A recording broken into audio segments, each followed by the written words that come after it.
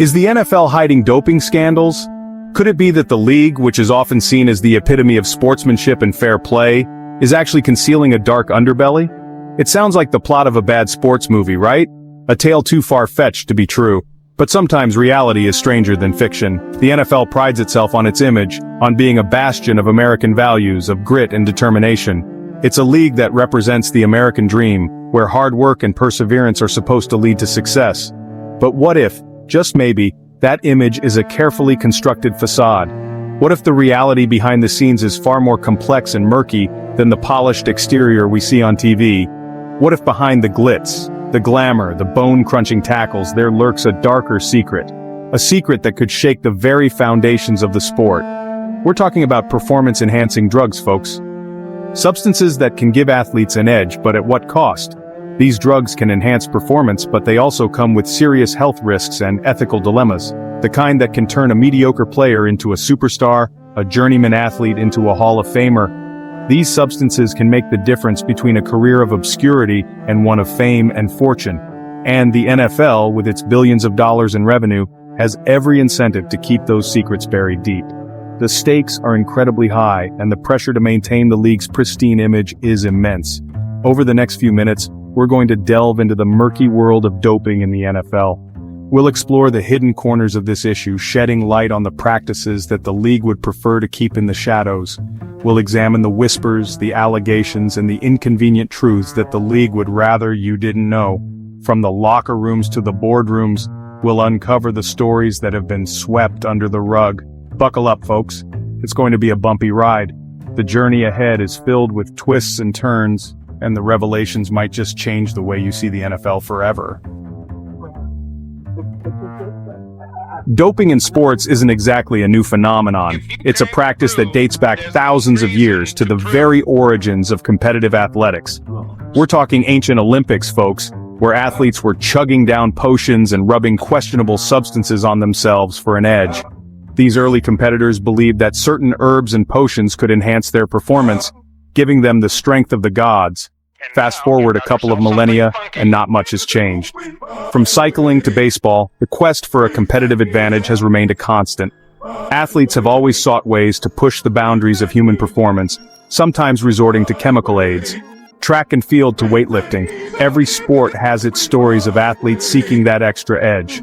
The methods may have evolved, but the underlying desire to be the best remains unchanged. The pursuit of victory, of pushing human limits, often comes with a hefty chemical assist. Supplements, steroids, and other performance-enhancing drugs have become part of the sports landscape, despite the risks and the rules. But the NFL, with its image of superhuman athletes, has always seemed a bit different, hasn't it? The league's players are often seen as larger-than-life figures, capable of feats that seem almost beyond human capability. Surely, you might think, these modern-day gladiators achieve their feats of strength and speed through sheer hard work and dedication, right? The grueling training regimens, the strict diets, the relentless practice sessions, all of these contribute to their success.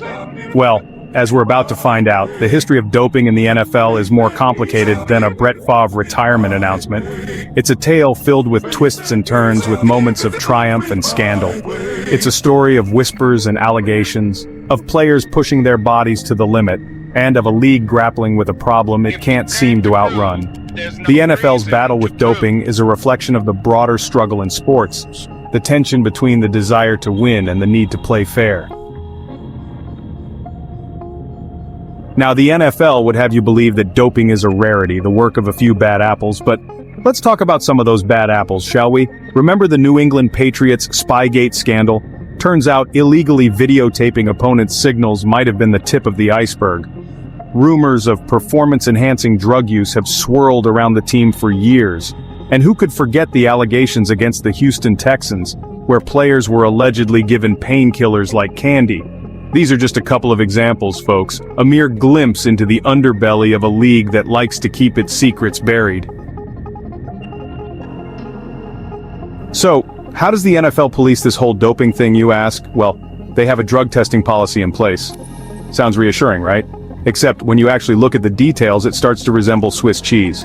More holes than actual cheese. For starters, the testing itself is often criticized as being laughably easy to circumvent. And don't even get me started on the appeals process where players with enough money can lawyer up and drag things out longer than a Brett Favre retirement.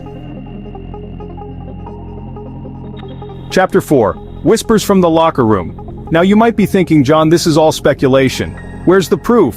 How can we be sure that these claims hold any water? Well, let me introduce you to the brave souls who have dared to speak out, the whistleblowers and insiders. These individuals have come forward despite the risks. These are former players, trainers, even team doctors who have seen the dark side of the sport firsthand.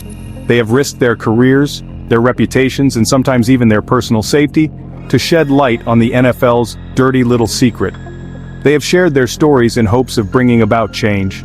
They tell stories of rampant PED use, of a culture that encourages and even demands performance enhancement at any cost. They speak of teams turning a blind eye to these practices, prioritizing wins over the well-being of their players. They recount tales of players pressured to choose between their health and their careers, forced to play through injuries. These stories are often dismissed as sour grapes, the ramblings of disgruntled ex-employees who couldn't cut it. But when you hear enough of them, a pattern starts to emerge, a pattern that is too consistent to ignore. This pattern reveals a systemic issue within the NFL, one that the organization would rather keep hidden from the public eye. A pattern that the NFL would rather you didn't notice. But the truth has a way of coming out no matter how deeply it's buried.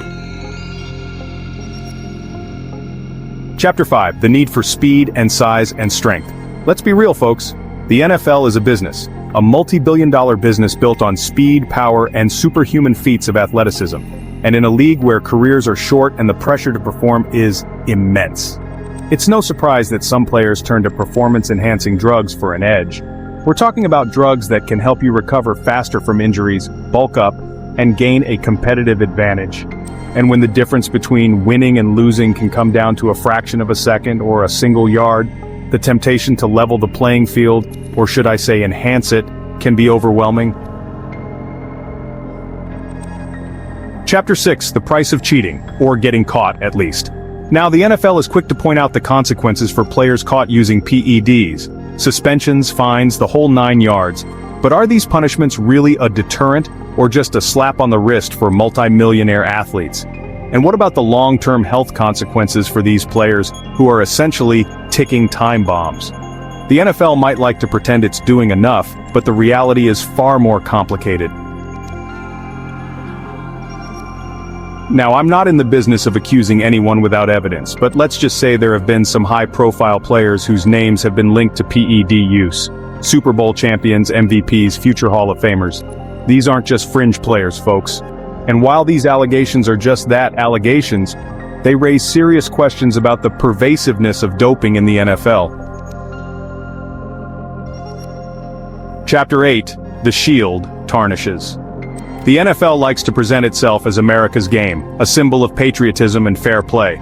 But every doping scandal, every whisper of cover-ups, chips away at that carefully crafted image. Fans are left wondering if the incredible feats they're witnessing are real or the product of chemical enhancement, and that, my friends, is a dangerous road for any sport to go down. Chapter 9. The NFL's fight back, or at least, their claims of it. To be fair, the NFL isn't completely ignoring the issue. They've implemented new policies, increased testing, and launched public awareness campaigns. On the surface, it looks like they're taking the problem seriously, but are these measures enough? Are they merely a PR exercise designed to appease the public, while the problem continues to fester beneath the surface? Chapter 10. The game's not over. So, here we are, folks, at the intersection of sports, money, and the pursuit of human potential.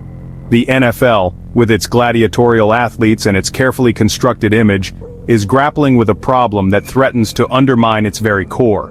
Doping scandals, whispers of cover-ups, and a testing system that seems designed to be beaten. The question remains, is the NFL doing enough to combat doping? Or are they more concerned with protecting their brand than protecting the integrity of the game? Outro, what do you think? We've explored the history, the scandals, the whispers, and the half-truths. But ultimately, it's up to you to decide.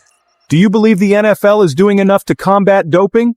Or is there a darker truth lurking beneath the surface? Let us know your thoughts in the comments below. And while you're at it, don't forget to like this video, share it with your friends, and subscribe to the channel for more hard-hitting investigations. Because when it comes to the truth, we're not afraid to tackle the tough questions.